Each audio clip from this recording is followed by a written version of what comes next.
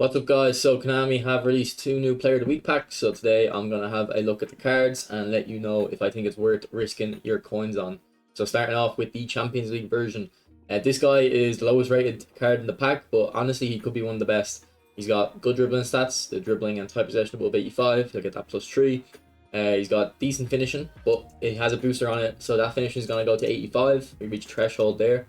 Because of his booster, and then his speed and acceleration are already both above 85, and then same with the balance, it goes to 83 with the boost, and then in game that +2 will apply and it'll get to 85.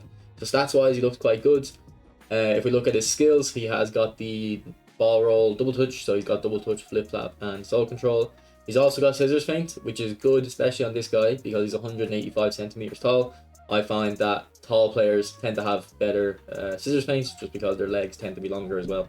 And then his shooting skills, he's got the trio of long range curler, long range shooting and acrobatic finishing. He's only missing first time shot, so this guy won't be as meta of a player, but he will be kind of a technical player that's good in the wing, because you'll pass to him because he's got a double touch. You probably won't be doing too many first time shots to him. You want to pass to him and dribble and cut inside. And then he's got one touch pass and true pass, so his passing will be good. And then super sub, which is probably what makes him a good card, because you're looking at him and thinking, okay, he's good, but he probably won't start in my team. But he starts a super sub, so you can throw him in on the bench and then get that super sub boost. His weak foot is only medium accuracy. That is a bit of an issue, but I don't think it's major. So he's right footed, he's got prolific winger. I'd play him left wing as a super sub, so I think a decent little card there to start off with. Next one is Rio Hatate. This guy's a Celtic player, so obviously I'm interested in him. He is quite good in game. I've used a different version, but this one, this stats wise, I don't think this guy looks particularly interesting. The low pass is high, 90 will go to 93, but I don't think you need to go above 88 on low pass. So if that low pass is 85, I feel like it'd be the same card. The dribbling is below the thresholds for getting the +3 boost, and balance is the only stat above 85 or the low pass, so a bit disappointing. That kick and power there, 84, could be 85. He does have high weak foot.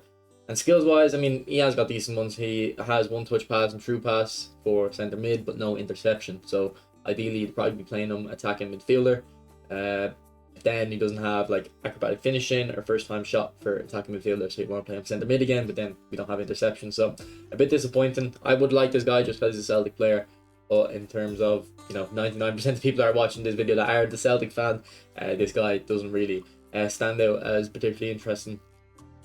Zeno the Past, build up centre back, always good to have, just because if you have legend centre backs, they tend to be destroyers or defensive fullbacks, so you need to build up alongside them. His defensive stats are good, everything's above 85 except for engagement, but for a centre back, defensive engagement isn't that important. He's got quite good passing stats as well, especially for a centre back. Like, that's 80 plus passing is like as good as a centre back's usually going to get. I know like Beckenbauer will have like 88, but that's like a really rare exception. So 70 in the low pass, that's good. 70 finishing, I mean, that's great for a centre back, but I don't think it's going to be much use. And he does have long range shooting and first time shot as well. So his passing skills, weighted pass and low lofted pass, that'll complement the lofted pass to 75, but he doesn't have one touch pass or true passing, which particularly I'd like one touch pass on all of my midfielders and defenders, just so I can distribute the ball around the back pretty well. He also doesn't have aerial superiority. He is 188 centimeters tall, so he still will be decent in the air, but just you won't be confident in this guy using him. So I don't think this guy is of particular interest either. Next player, Bobby Charlton. So Bobby Charlton looked quite good in terms of his finishing and his kicking power. His dribbling stats are a bit lackluster, particularly because this guy's a deep line forward. You don't actually need the dribbling stat itself high. You want the ball control and tight possession high, because usually when you receive the ball with your deep line forward, your back's going to be the goal. So dribbling is how fast you run with the ball. I don't think if you have your back to goal, you're going to be sprinting too much. You want to be able to turn around with the tight possession or the ball control for your first touch. So that is a bit of an issue. But the 87 finishing with the 88 kicking power, and then we put the booster on, that's going to go to 93 finishing, 94 kicking power. He's got good physical contact, speed and acceleration are about above 85. Looks quite decent there, only medium weak foot. But if we go to the skills, he has got first time shot, acrobatic finishing and long range shooting. So he's got 3 good shooting skills there. Unfortunately though, he has no passing stats, which or skills coupled with his below pass stats for a deep line forward makes it a bit of an issue. He has no double touch, so I don't think this guy is going to be a particularly usable guy, but he's kind of a fun card to have because he is a new player to the game, and there's a lot of hype around this guy in real life. Next one is Yuri Tielemans. This guy is always kind of a decent player in PES / eFootball as kind of an orchestrator type player. He isn't put down as a box to box here, and he doesn't have the pace for that play style. But I think stats wise, he still looks quite decent. If we go to his skills though, he has one touch pass, he has true pass, and then he has interception. So they're the three that you need for centre midfielder. He also has long range shooting and first time shot and weight pass. So looks quite good. Could be better if that no look pass was a low lofted pass, especially if you're playing him deep. But if you're playing him as a box to box, that your tactic, he's gonna get forward a lot. He doesn't really need the low lofted pass. It would be good if he had a acrobatic finishing or a double touch just for when he's driving forward to help him with them type of shots. But honestly, he doesn't look like a terrible card. Again though, probably not something or not someone that is particularly meta. I'm gonna go into your team. And next player is Jan Sommer. I think this guy is quite good. He had a free card release recently. I can't remember where we got it. I think it might have been just an Interpack. And this guy's quite effective. Everyone who people in Discord always tell me like, oh no, I'm still using Jan Sommer and he's really good, and I can understand it. I've used him myself a little bit on the RTG account, I believe, and he was I liked him. So again, I'm not going to mention too much about goalkeeper, but he looks okay.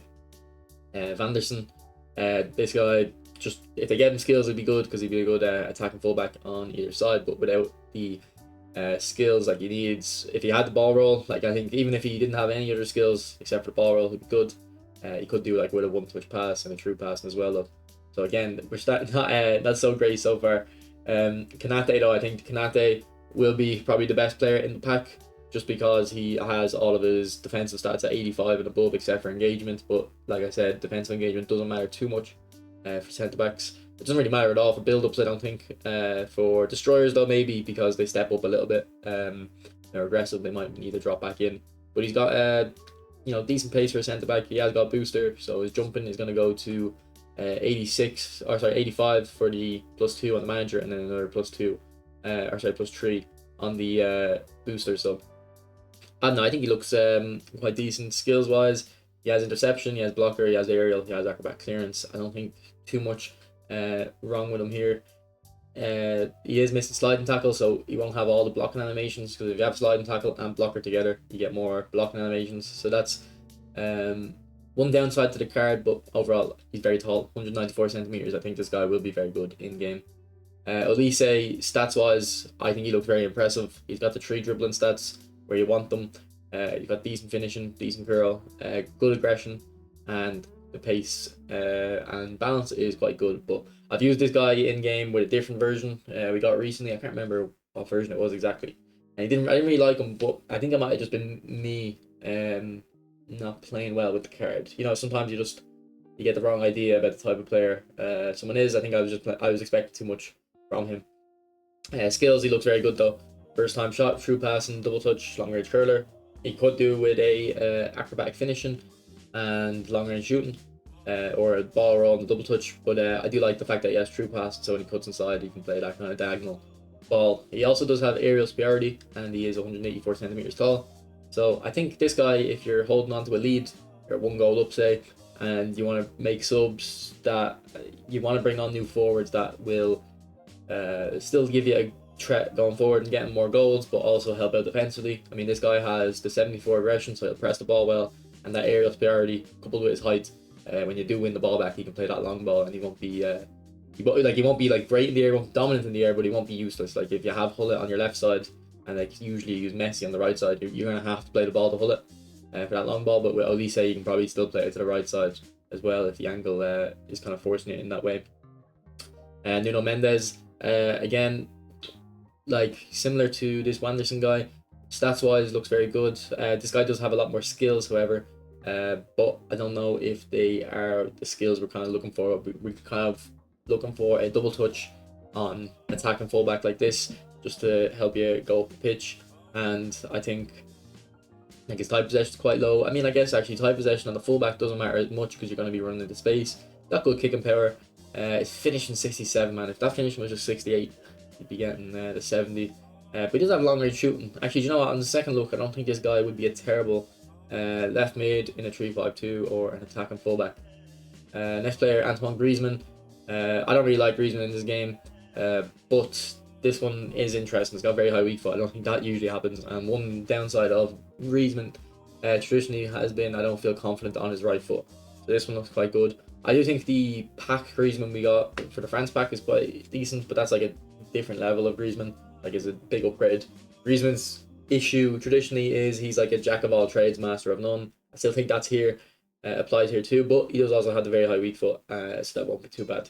If we look at his skills, he's got really good ones: true passing, first time shot, track back, acrobatic finishing, double touch. I like all those. This guy with track back especially, I think, is useful. Similar to what I said about Olise, when you're bringing on a player late in the game, you still want to score goals, but it's mainly to get fresh legs up front, provide a goal scoring threat, but also help out defensively. This guy with the 77 defensive engagement and also the track back skill means that if you start with this guy, you don't necessarily have to substitute him off, because defensive engagement is how willing your player is to track back based on their stamina. So if your player has full stamina and low defensive engagement, they'll still get back into position. They have low stamina, they're less likely to. So this guy has good defensive engagement and track back, so I think he will be that kind of player. He also has 77 jumping, so similar to what I said about Olise. You know, he's not going to be dominant in the air, but he might be a decent outlet. But overall, is the pack worth it?